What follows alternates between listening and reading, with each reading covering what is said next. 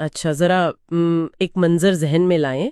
ایک ایسا استاد جو چھٹی کے بعد بھی اسکول میں رکتا ہے اور کمزور بچوں کو پڑھاتا ہے. ہاں، اور جو اپنی جیب سے چارٹس اور مارکرز بھی لاتا ہے. بالکل، اور ہر بچے کی نفسیات کو سمجھتا ہے، جس کی وجہ سے کلاس کا رزلٹ ہمیشہ 100% آتا ہے.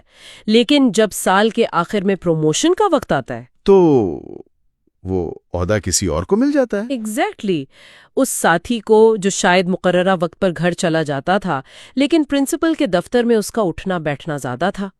آج کے اس تفصیلی جائزے میں ہم اسی تلخ حقیقت پر بات کر رہے ہیں. جی، جو ہمارے تعلیمی نظام کا ایک بہت بڑا مسئلہ ہے. ہم نے ماہر تعلیم نعیمہ امین کے مضمون خاموش مایوسی قابل اساتذہ کی ایک انکہی کہانی کا انتخاب کیا ہے. مقصد یہ سمجھنا ہے کہ بہترین استاذ آخر کیریئر کے جمود کا شکار کیوں ہو جاتے ہیں. دیکھیں، یہ وہ خاموش مایوسی ہے جو وقت کے ساتھ ان بہترین اساتذہ کو اندر سے کھوکھلا کر دیتی ہے. سالہ سال گزر جاتے ہیں، وہ اپنی پوری توانائی کلاس روم کو دے دیتے ہیں، اور انہیں نہ تو کوئی ترقی ملتی ہے اور نہ ہی محنت کا وہ اعتراف جس کے وہ حقدار ہیں.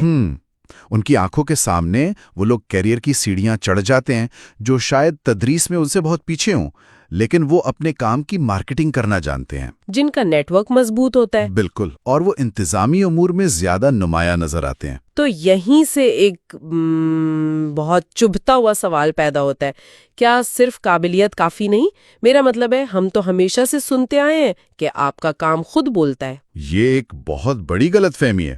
ہم دیکھتے ہیں کہ ایک قابل استاد محض اس لیے خاموشی سے مسکراتا رہتا ہے کہ کوئی اسے حاسد نہ سمجھے. وہ مانتا ہے کہ اس کا کام صرف ایمانداری سے پڑھانا ہے. جی، اور اس الجھن کی سب سے بڑی وجہ مہارتوں کا وہ فرق ہے جسے ہم اکثر نظر انداز کر دیتے ہیں.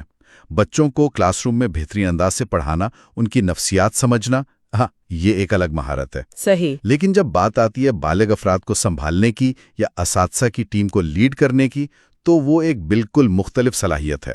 اچھا، تو یہ دونوں الگ چیزیں ہیں. بالکل، اس سے یوں سمجھیں جیسے ایک بہترین لکڑی تراشنے والا کاریگر ہے اور دوسری طرف ایک فرنیچر فیکٹری کا مینیجر.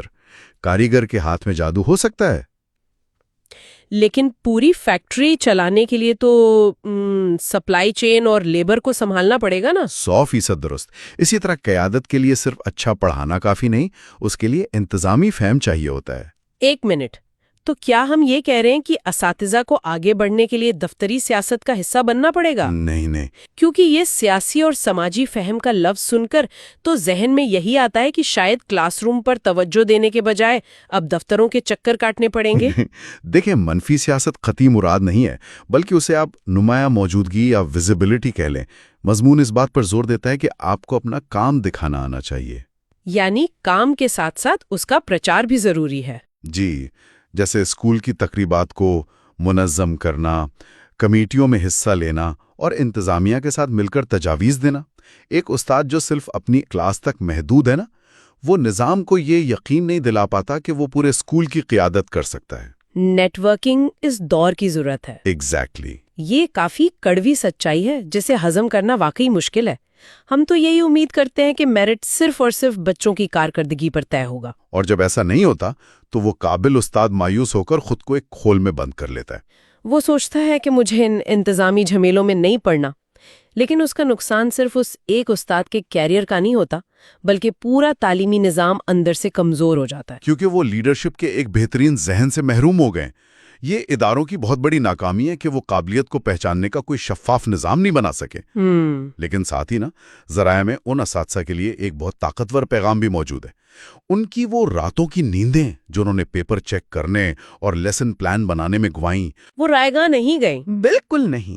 وہ واقعی نسلوں کا مستقبل تشکیل دے رہے ہیں. تاہم جو اساتذہ نظام کو بدلنے اور قیادت تک پہنچنے کے خواہش مند ہیں، انہیں مضمون کے وہ الفاظ یاد رکھنے ہوں گے کہ قابلیت بنیاد ضرور ہے مگر سیڑھی نہیں. جی، بنیاد آپ کو کھڑا رکھتی ہے، لیکن اوپر جانے کے لیے آپ کو انتظامی مہارتوں کی سیڑھی بنانی ہی پڑے گی. قابلیت بنیاد ضرور ہے مگر سیڑھی نہیں. یہ واقعی اس پورے جائزے کا نچوڑ ہے. اور اسی سوچ کے ساتھ آج کی اس گفتگو کو سمیٹتے ہوئے ہم ایک نیا پہلو چھوڑے جاتے ہیں. ذرا سوچئے، ہم کہتے ہیں کہ استاد کو پرنسپل بننے کے لیے انتظامی ہنر سیکھنا چاہیے. صحیح.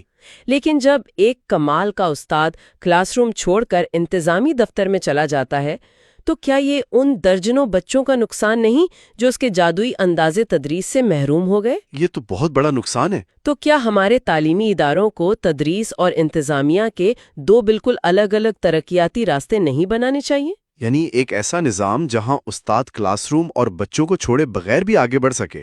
بالکل، اپنی تدریسی مہارت کی بنیاد پر ایک پرنسپل کے برابر مالی فوائد اور رتبہ حاصل کر سکے۔ یہ ایک ایسا پہلو ہے جس پر ہم سب کو غور کرنے کی ضرورت ہے، کیونکہ شاید اسی میں ہمارے تعلیمی نظام کی بہتری کا راز چھپا ہے۔